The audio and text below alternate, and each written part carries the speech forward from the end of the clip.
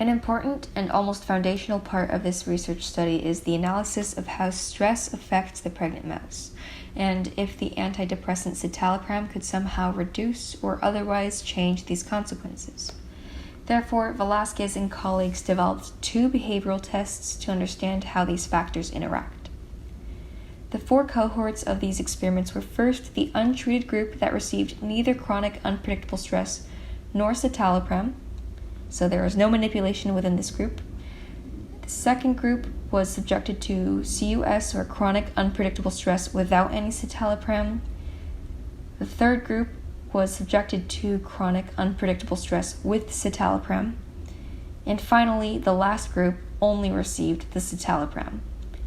So if we compare the second and third group, where some mice were subjected to CUS without citalopram, or subjected to CUS with citalopram, we can compare these 2 groups to see how the drug affects the mother when she is already given a stressful situation. So the first behavioral test the researchers conducted was the open field test. And in this test, mice were introduced into an open field test arena so that their behavior could be recorded for 30 minutes. And this is a test that assesses anxiety-related behavior, where higher anxiety-like behavior included avoidance of the unprotected open center area. And researchers saw that the untreated group that had neither CUS nor citalopram spent on average 107 seconds in the center, while the group that was exposed to stress was only spending 62.1 seconds in the center on average. There was no difference between the untreated CUS plus citalopram and citalopram groups.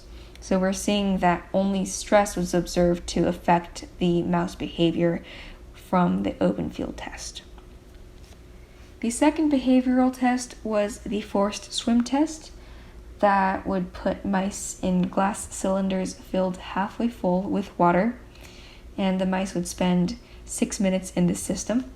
And this setup was tracking behavioral immobility, which is associated with depressive states in rodents. The untreated group spent 176 seconds on average immobilized, while the group exposed to CUS was spending much longer, on average 246 seconds immobilized.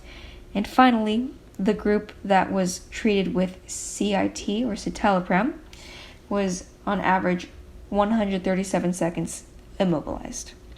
So we could see that based on the forced swim test, once again, stress was the only factor that was associated with depressive states in rodents, as more time was spent in behavioral immobility among the group that was given CUS compared to the untreated and citalopram groups.